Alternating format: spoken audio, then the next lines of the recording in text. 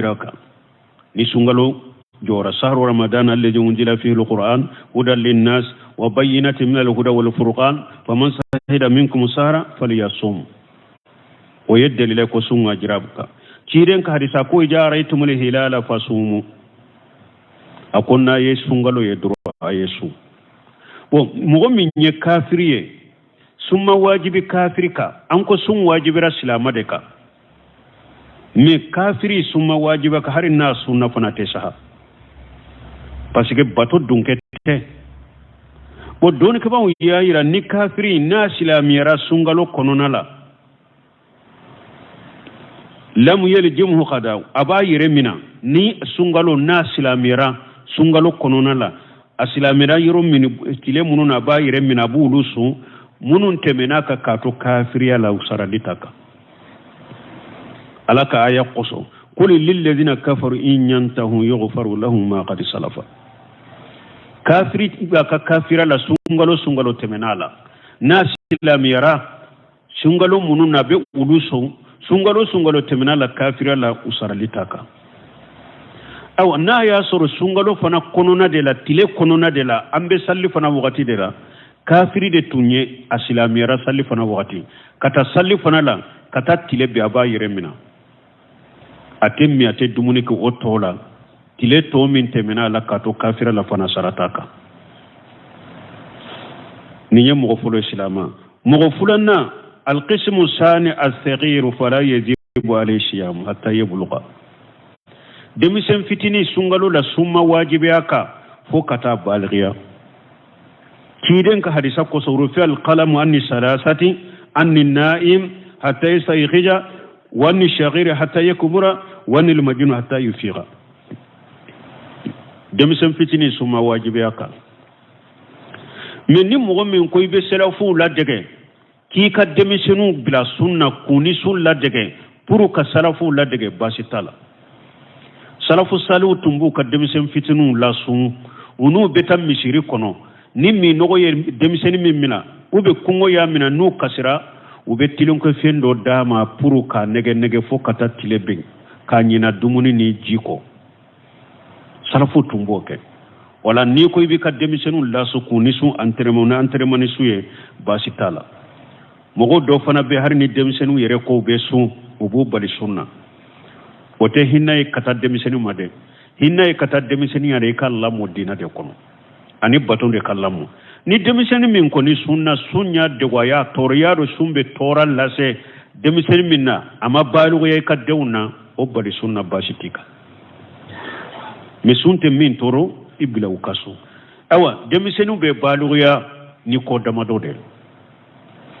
na sera santani duru abalu ya rasunga jiraka ube ni abarakoroshi bora sun wajibiraka ube ni demiseni na shigura ko ni muso jera la waji bora la abalu yara ceni muso baligu ya ni saba ceni muso be kaka ala muso ka baligu ya ta man se be jidini nani nae na ya ka kaluboye ni muso mane kaluboye dura baligu yara nani na be farale taka donc demisenu mi ni abalu yara sungalo konona la aba yeremina sungalo tile konona ni abalu yara odela tile to aba yeremina min temina kasar litaka me balga tamase saba ceni muso be jera wala nani na obe fara muso taka minye tawakkalu boyeli ni nye mugo fulanay sungalo la القسم الثالث المجنون وهو فاقد العقل فلا يجب عليه الصيام كلا يوم سبنا فاتو ثم واجب فاتوكا ثم واجب فاتوكا حديثا من تمنا ورفع القلم عن الثلاث ابو حديثا كونو وان المجنون حتى يفيق كيدن كو كلمو كرو تارا كبو مو سبكا demise ewan sin mugo sino bagato fokata wuli kalibute fen sabaye demiseni fokata balu kalibute juguman sabaye fato fana fokata wakati minna bora yele karma kalibute sabaye fen sabaye donc fato suntaka na sunna fana aka sunte saha parce que nganyate fato la kidem fana ko innamal a'malu binniyati wa innamal likulli imri ma nawa nganyate fato la donc na sunna akasun nafatala sunte fatoka bo ni mogo min ni aka fa yede wakati dola fa binama wakati dola abette maka min ka fa ye ni chogo de doni ke baw bolo ni fa nana la wakati mi sumbi naka bo ka sallitaka min ni fa temina la wakati maka hakili nana do mununa abe ulusu aka hakili nana salli mununa abe ulusu salli bonna ya soro fato a hakili tunna na fajiri wakati a hakili tumba chokola aye sunke ka sunga ne ka sunta tile to konona la fa nana la uta ka suntiya abe komi mugo ni sunna ni krina ibori ire karamu ni tora krina fokata tile bire fenti ka sunna ewa fato fana fajiri wakati aka hakili tunna na aye sunta tile konona la fa nana o don su machiya ninde mogo kalite sabanay القسم الرابع كالتي ناننا الحرم الذي بلغ لحجيان وسقط تمييزه فلا يجب عليه الصيام ولا إتيام عنه لسقوط التكليف عنه بجوال تمييزه فأصبح سبيا قبل التمييز mogo sabana mogo min korola akera chokorobai akera muso korobai akorola mogo nanina mogo min korola koroya min do hakilite aka hakili yerete ninye muso de akorola koroya nkera sababu hakili yerete ube ninye ewa che de akorola me hakilite hajiyan ani fato fana tekele wafo ni mahajiyan wakati dola aba yere kalama wakati dola ta yere kalama komu ba futo mu ko wakati dola ka yere jobe na wakati dola yere jotala ma koro min kera o chogola wakati dola ba yere kalama wakati dola ata yere kalama wakati munu na ta yere kalama na kera mugo de sa leta yere kalama wakati bede sunta ka mure botaka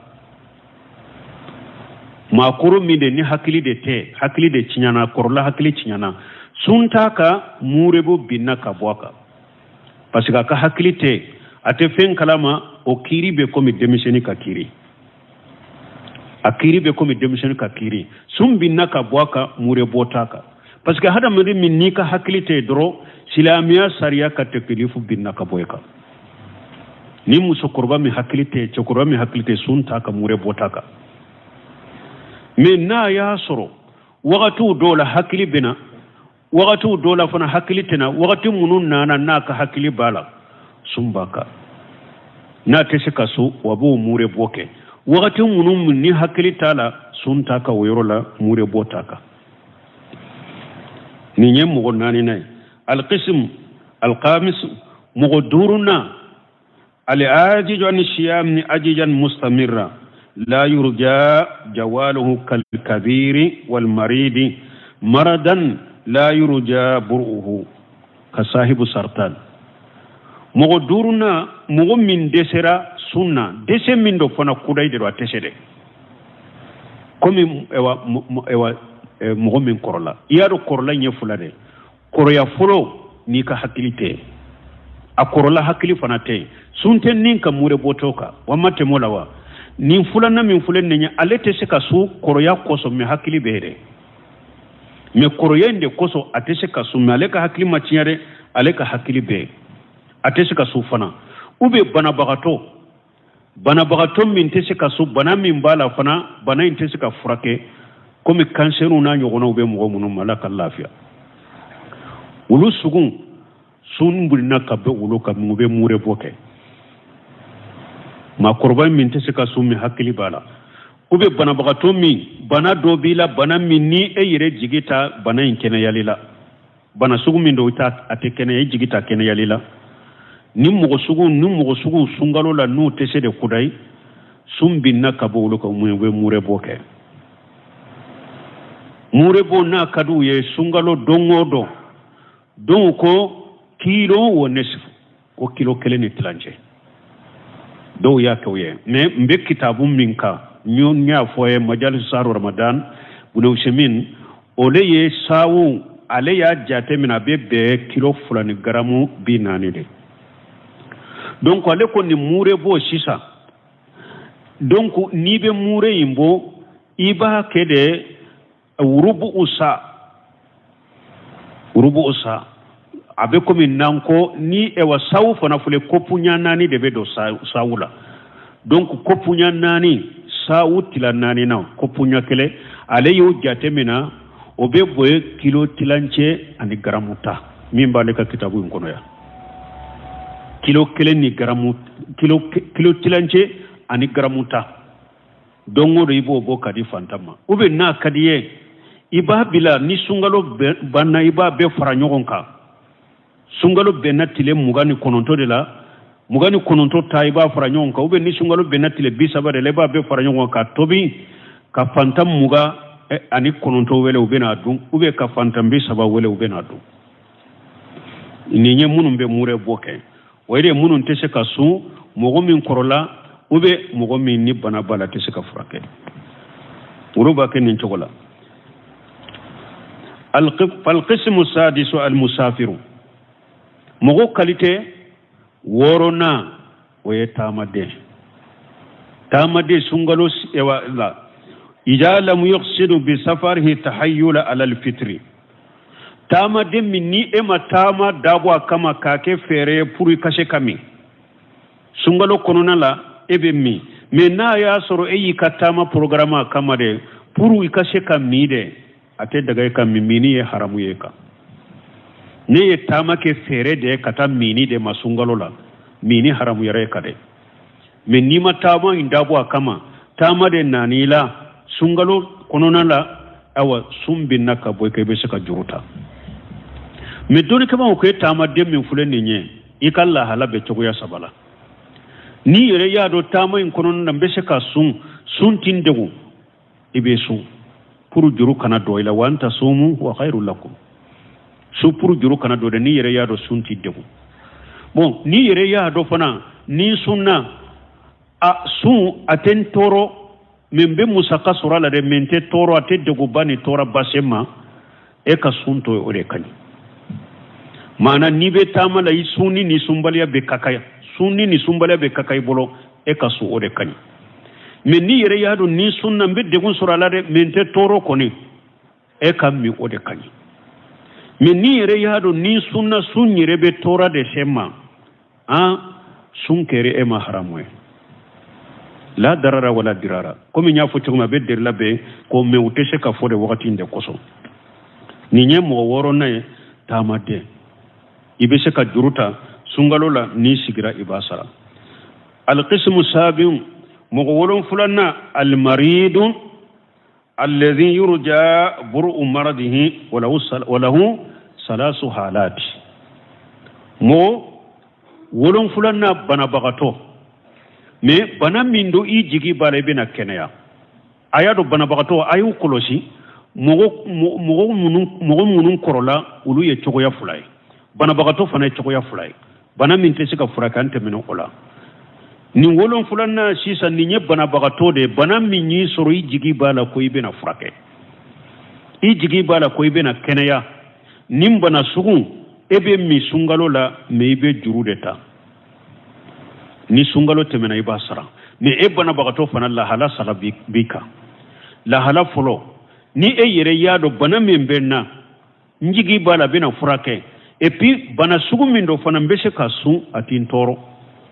ibe su juru kana do ikana ni ire ya do ibe se ka su ka bana intoila su inte de gula simati toro ibe su juru kana karila ini mo ka su nyogon fekele ikalla hala fulana ni ire ya do bana min benna ni sunna awa abena de gundo lasima abe gele yanka donc e kana su mi kana su ibe mi ikasuni makarho yorola ikalla hala sabana ni ire ya do bana min benna ni sunna doro bana yimben e wasu yimben ka bana jiri de ube abe tora yere de lasima ikasun ya haramu kana sun ibe juruta ni sungaro temena e basara al qismu saminu mongo shegina al haidun musommi ni kalobo yera kalobo ya soro musommi be kalobo la فيحرم عليه الصيام ولا يصح منها مسمى ni kalbo de bila sun haramu yarika hari ni sunna maloya kama kafara mugoka ika sunte saha niya ake maloya ebe kalo bola nin tora kami ewa nkana maloya mugo kana bo kongbe kalo bodela eyi yereke sumbaga odela ye haramu kede ni sunna ka kalo bo intola ye haramu ke epi ka sunte saha odela ye munye kiren ko ma araitu min naqisati aqli wa dini ajhab li lubbi rajuli haji min ihdakunna qulna wa ma nuqsanu aqlina wa dinina ya rasulullah qala laysa shahadatu almar'ati bimithla nisfi shahadati rajuli qulna bala qala fadhalika nuqsanu aqliha alaysa jahadati lam tusalli wa lam tasum la nyine ni rode ciden ko muso adina nagasilen do hakil nagasilen de do uko anka hakil nagasile jumay akom muso fula sheria ni chekelen de ka sheria be be nyogona o yaka hakil nagasilen uko anka dina nagasilen fane jumay ako yala naw be kalo bola abe salli ba be suwa ko ay ako de yaka dina nagasile donc ni nya iranna ni muso be kalo bola ate salli ate su me salli saralita ka de na seneyara akora salli saladita ka me ni kalo bo ya soro ni sunya soro kalo bo munu nya be sunnu nu sara munna salli te sara sumbe sara parce que salli ko ni dongo do de me sum fana sanni sande odi ato sumbe sara awa abo chogo de la muso min fana be bange jolila ani muso min be kalo bo do be de kiri kelenya ube de kiri kelenye ate salli nabe ewa bange jolila ate salli nabe bange jolila ate su me abe juru deta ni ewa dom munun temina la kato kalo bola abu juruta ni sungalo temina abu sara ni dom munun temina musola kato bange jolila abu juruta ni sungalo temina abu sara القسم التاسع مغكونتنا المرأة إذا كانت مرضية أو حاملة mogo konontonna muso na be sindi dema ube muso konoma muso de da be sindi dendema sungalo nana lebe sindi dema ube sungalo nana muso konoma do nin fana sungalo la sumbi na kabwaka me abasara ni doni ke ba bolo sosori chama mbina ni na nyafu chogo ma prepare la tigete se kaso doni ke ba doko ko muso min be sindi adema ube muso konoma ko nu fura sirana sun koro deunde sababula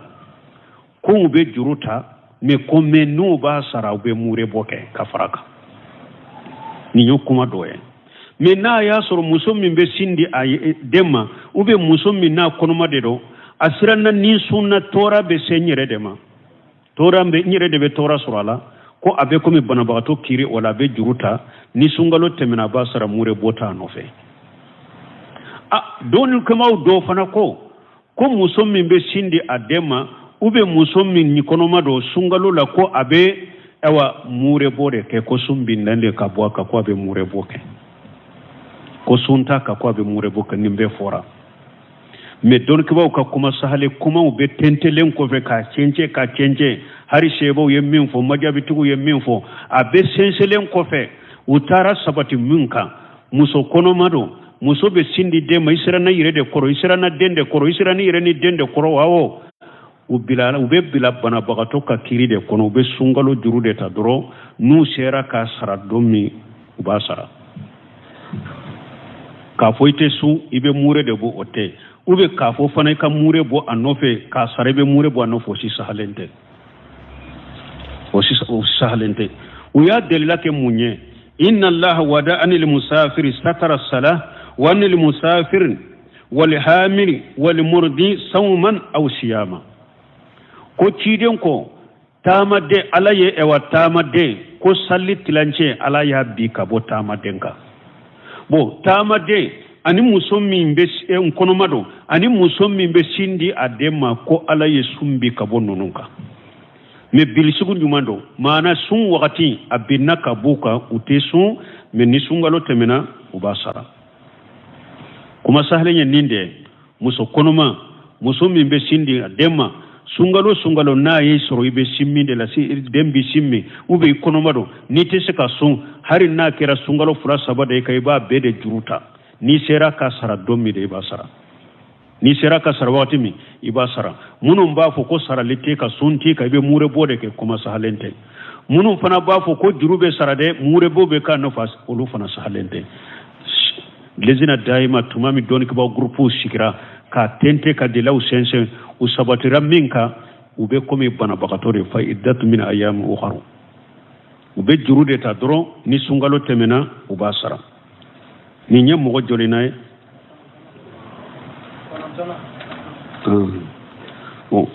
mogo tanna ye mogo jumaye mogo mi ni ewa sungalo nana ale mina li injali li inja'i khayrihi li inja'i nafsin ma'asum li inqad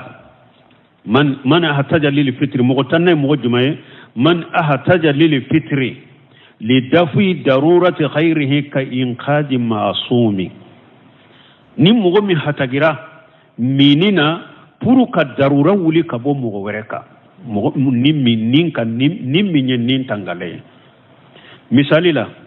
sungalo do e sunendo ala kan kisama e nana mogo dola ba fe kato jila e yere mbado ninne mo inka suntige puru nka fanga soro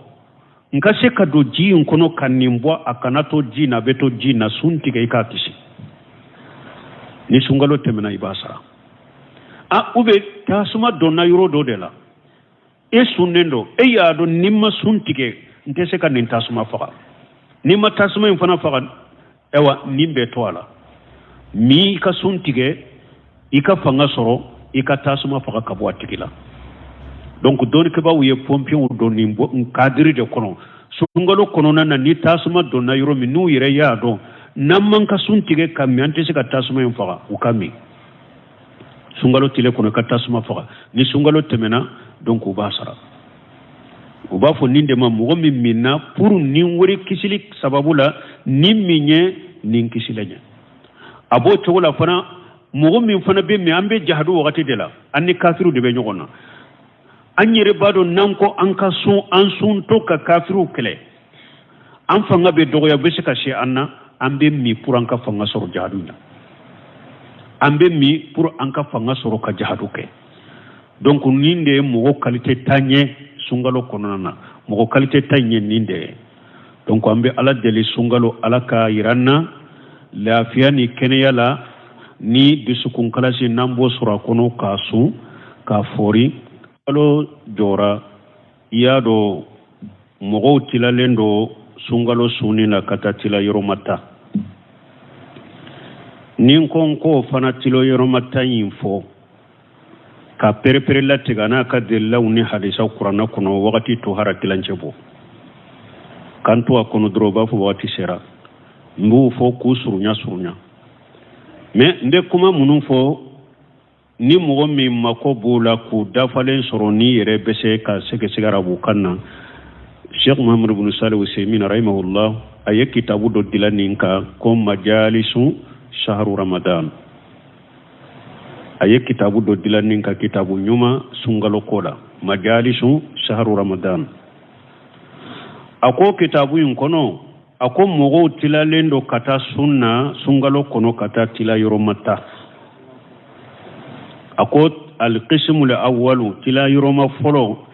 المسلم البالغ العاقل المقيم القادر الشالم من المواني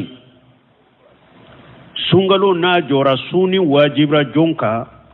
سلاما يبالغ يحكلما